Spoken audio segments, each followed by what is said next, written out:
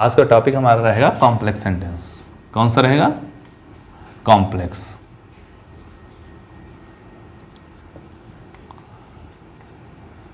Sentences. तो complex sentence जो होते हैं, ये सेंटेंस अक्सर दो क्लॉजेस से मिलकर बनते हैं, दो या दो से अधिक क्लॉजेस में से मिलकर बनते हैं। इनमें से तो ध्यान रखें, कॉम्प्लेक्स सेंटेंस जो होगा इसमें क्लॉजेस का यूज़ होगा। सिंपल सेंटेंस आपको बता चुके हैं, उसमें एक ही मेन सेंटेंस होता है, जैसे उसे हम कहते हैं फाइनाइट वर्ब। तो यहाँ पर समझिए दो फाइनाइट वर्ब हो जाएंगे, उसमें एक ही फाइनाइट वर्ब यूज़ होती है, यहाँ पर दो समझ लीजिए। उन फाइनाइट वर्ब्स को ही आज इसमें नाम दिया गया क्लॉजेस। तो क्लॉजेस जो होती हैं ये दो होती हैं, सिंपल सेंटेंस में यूज होने वाली क्लॉजेस दो होती हैं। कौन सी? एक तो होती है प्रिंसिपल क्लॉज। क्या होती है?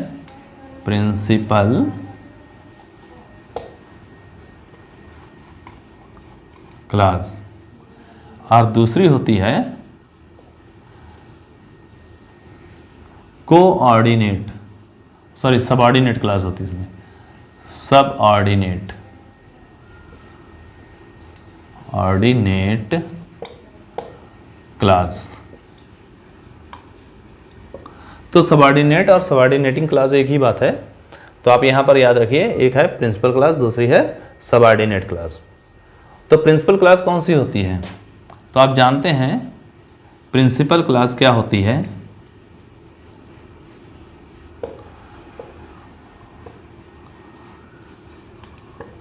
यह मेन सेंटेंस होता है। क्या होता है? मेन, ऐसे कहेंगे मुख्य। ये मुख्य सेंटेंस होता है, मुख्य उपवाक्य होता है, जो जिसके बिना हमारा सबऑर्डिनेट क्लॉज लगाना बेकार है, क्योंकि हम प्रिंसिपल क्लॉज का जो सब्जेक्ट होता है उसका हम वचन भी देखते हैं इसी से, और प्रिंसिपल क्लॉज की जो टेंस होता है उसी टेंस के अकॉर्डिंग हम बाद में भी सबऑर्डिनेट क्लॉज का यूज़ करते हैं। तो इस प्रकार से एक हो गई प्रिंसिपल क्लॉज। तो प्रिंसिपल क्लॉज के बारे में बता दिया, ये मुख्य उपवाक्य होता है जिसके बिना दूसरा सेंटेंस बन नहीं सकता, दूसरी क्लॉज हम यूज़ नहीं कर सकते, और दूसरी क्लॉज जो लगाएंगे उसको इसी के ऊपर निर्भर करना पड़ेगा।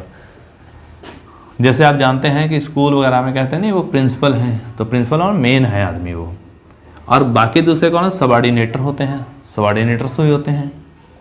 तो जैसे सेकंड नंबर में आ गया सबऑर्डिनेट क्लॉज।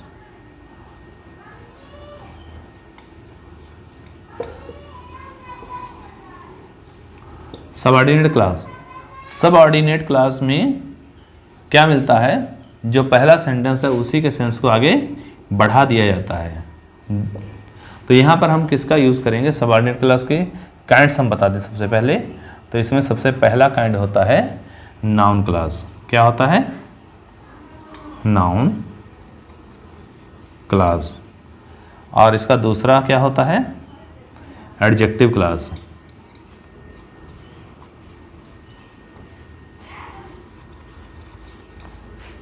और इसका तीसरा क्या होता है?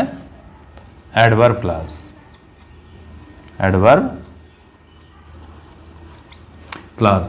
तो इस प्रकार से जो सबऑर्डिनेट क्लॉज होती हैं कॉम्प्लेक्स सेंटेंस बनाने के लिए, वहाँ पर हम नाउन क्लॉज का यूज़ करते हैं, एडजेक्टिव क्लॉज का यूज़ करते हैं, और एडवर्ब क्लॉज का यूज़ करते हैं। तो अगर इसको नोट करना चाहें तो आप नोट भी कर सकते हैं। चलिए इसके बाद में हम बात करते हैं। आज हम बात करेंगे नाउन क्लॉज की। किसकी बात करेंगे? Noun clause.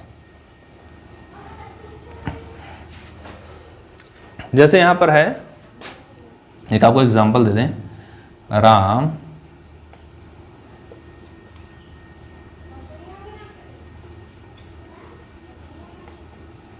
Informed me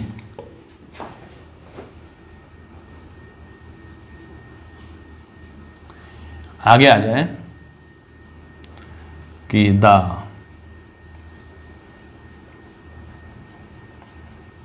prime minister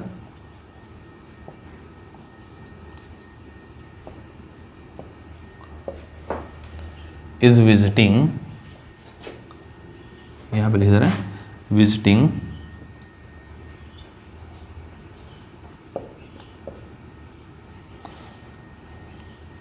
our village.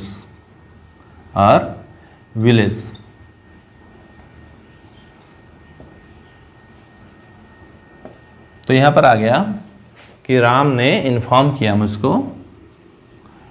अच्छा, यहां पर हम देखते हैं कि प्रिंसिपल कौन सा है और सबऑर्डिनेट कौन सा है। तो क्या हम ये कह देंगे कि हमारे प्रधानमंत्री जी आज हमारे गांव में आ रहे हैं, तो ये होगा, या राम ने इन्फॉर्म किया मुझको, ये प्रिंसिपल होगा।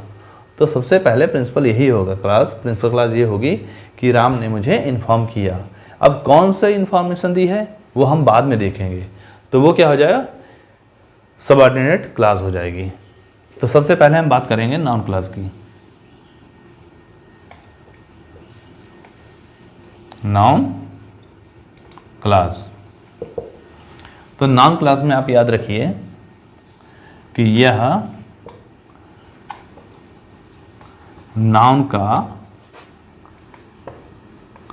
कार्य करती है।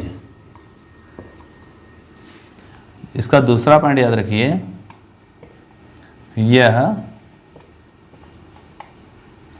इनडायरेक्ट नरेशन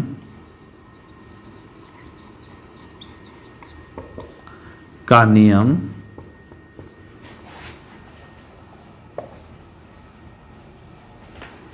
फॉलो करती है।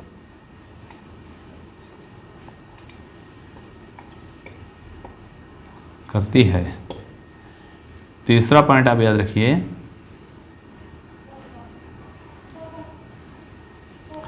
इसमें निम्नलिखित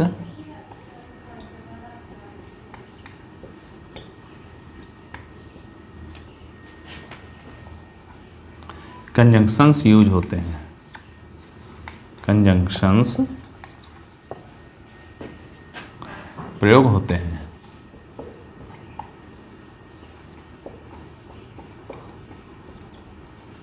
अब कौन से हैं, तो नाउन क्लास के लिए हम बताने जा रहे हैं। पहला है दैट, और आज पढ़िए जो दैट वाला, आज जो पढ़ रहे हैं नाउन क्लास, इसमें जब हम एडजेक्टिव क्लास करेंगे तो उनका सेंस बदल जाएगा, उसका अर्थ बदलता रहेगा। इसलिए आप लोग इनको जरा बारीकी से पढ़िए। नाउन मतलब दैट मीन्स होता है कि, इसमें क्या अर्थ आएगा, कि।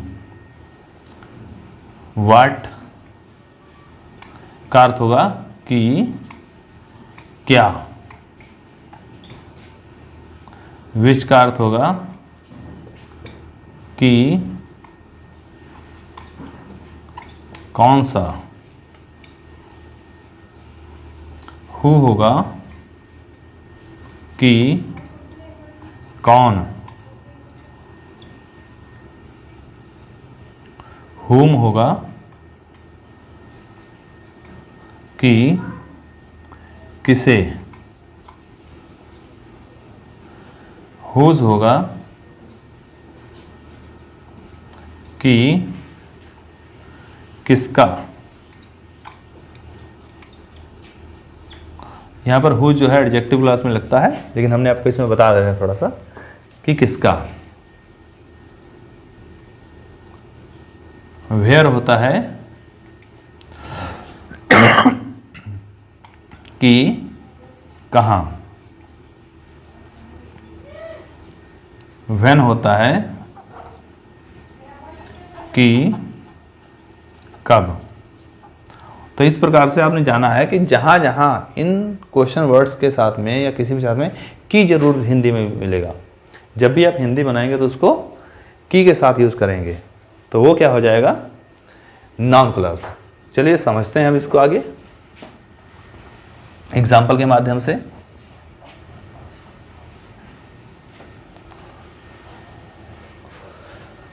जैसे दैट का यूज देखना है,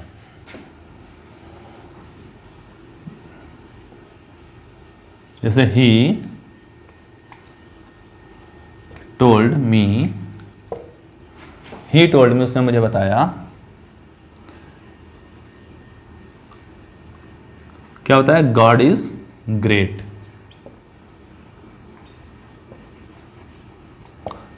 उसने मुझे बताया गॉड इज ग्रेट। अब यहां पर हम पूछेंगे इससे क्या पूछेंगे, ही टोल्ड मी, इतना बना लिया। ये अपनी प्रिंसिपल क्लास है, इसमें कोई हम चेंजेस नहीं करेंगे। तो यहाँ पर हमारा क्या होगा, उसने मुझे बताया, क्या बताया कि गॉड इज़ ग्रेट, ये बताया ना कि ईश्वर महान है। तो यहाँ पर की के लिए हम दैट लगा लेंगे। अब ये गॉड जो कि ईश्वर हैं, इनको हम किसी में नहीं बदलते। अगर यहाँ पर आई होता तो यहाँ पर ही कर लेते, यहाँ पर यू होता तो यहाँ पर हम मी का आई कर लेते। तो इस प्रकार से ये बदल सकते थे। इज जो है नहीं बदलेंगे, क्योंकि ये सच्ची बात है। अगर यूनिवर्सल फैक्ट हो तो उसको नहीं बदलते हैं, अदरवाइज़ ये टोल्ड है, पास्ट है, इसलिए हम इसको वाज कर सकते थे। लेकिन यहाँ पर गॉड इज़ ग्रेट यूनिवर्सल बात है, इसको नहीं बदलेंगे, तो इसका इज ही रहेगा।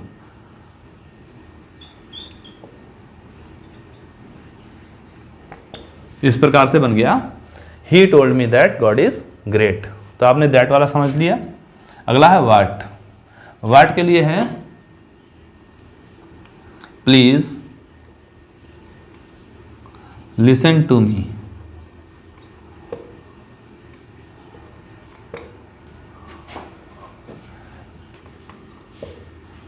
I say something.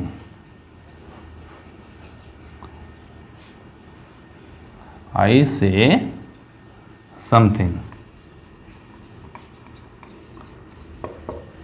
जैसे लिखा प्लीज लिसन टू मी, कृपया मेरी बात सुनो।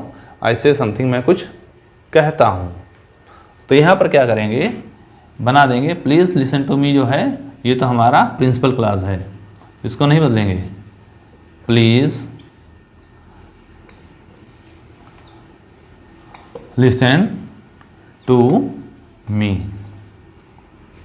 प्लीज़ लिसन टू मी जो लिखा है, इसको हम करें प्लीज़ लिसन, क्या सुने, क्योंकि मी जो है आई में आ गया। प्लीज़ लिसन टू वाट आई से, क्या बनेगा, वाट आई से।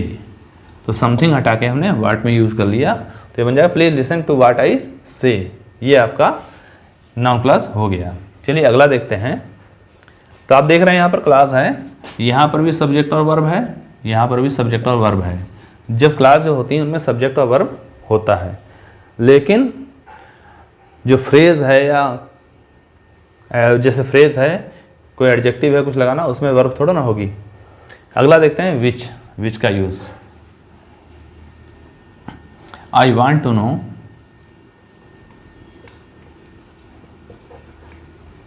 आई वांट टू नो इट, मैं जानना चाहता हूँ। क्या जानना चाहते हो, which way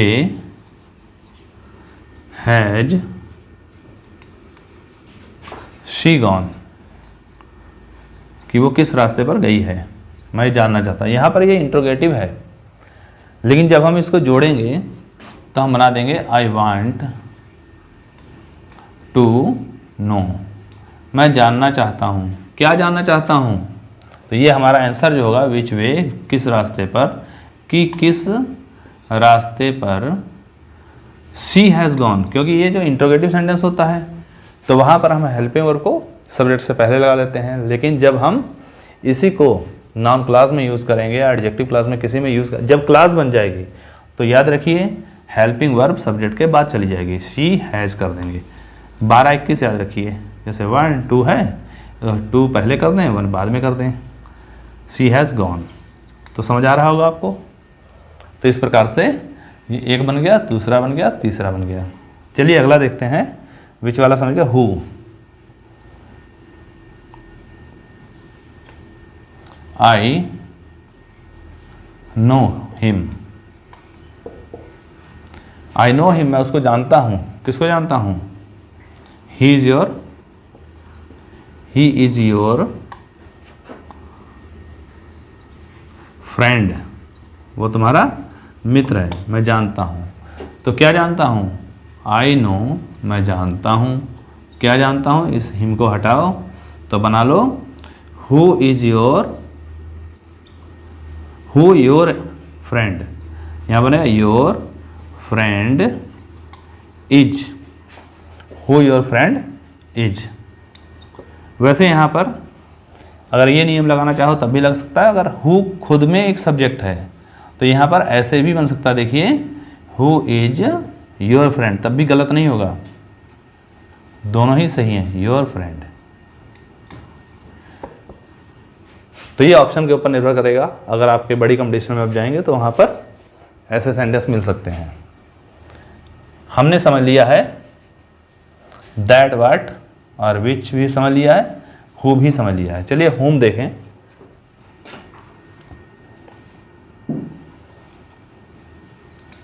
please tell me the name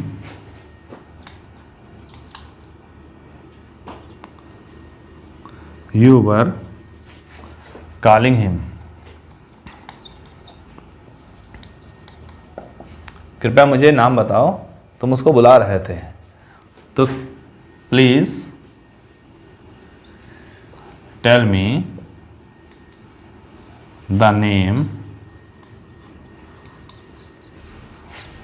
या ऐसे द नेम भी ना लिखें और यू को भी हटा दें, इन दोनों को हटाकर हम क्या करेंगे, who, whom you were calling, you were calling। तो यहाँ पर यू लिख देंगे, ये द नेम था, नेम हटा दिया हमने और हमने यू वर कॉलिंग कर दिया उसको, और हिम को हटा देंगे। ये हुम वाला समझ आ गया आपको। हुज जो है, हुज को देखते हैं।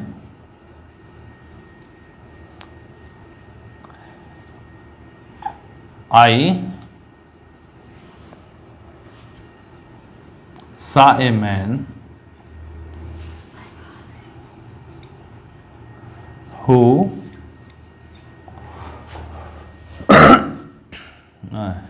his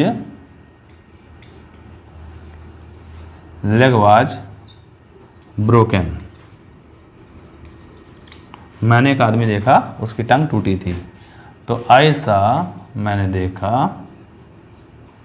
A man whose leg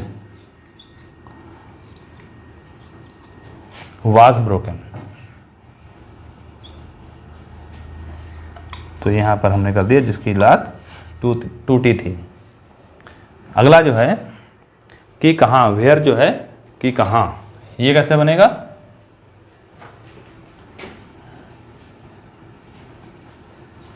please tell मी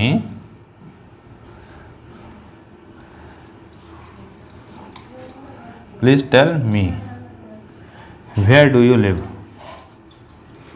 तुम कहाँ रहते हो। तो ये कैसे बनेगा, वेयर डू यू लिव का, please tell me where you live. क्या बनेगा, यू लिव। तो ये आपका क्लास में चेंज हो गया और ये कॉम्प्लेक्स सेंटेंस बन रहे हैं। चलिए अगला देखते हैं, एक लास्ट बचा है।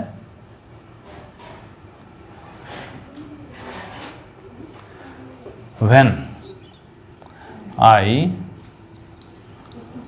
Don't know the time the train leaves। तो मैं टाइम नहीं जानता हूँ, ट्रेन छूटती है, कि मतलब कब छूटती है। तो यहाँ पर बनेगा आई डोंट नो। तो यहाँ पर टाइम को हटा के व्हेन लगा देंगे। द ट्रेन लीव्स या डिपार्ट्स। तो इस प्रकार से हमने आपको कॉम्प्लेक्स सेंटेंस के बारे में बताने का प्रयास किया है। अगर आपको अच्छा लगा हो प्लीज़ लाइक करते रहिए और मेरी वीडियो को शेयर भी कर दीजिए। जिन लोगों ने सब्सक्राइब कर रखा है पहले से, वो लोग वीडियो को शेयर भी करते रहें ताकि कुछ ज़्यादा से ज़्यादा स्टूडेंट्स मेरे साथ जुड़ सकें। धन्यवाद।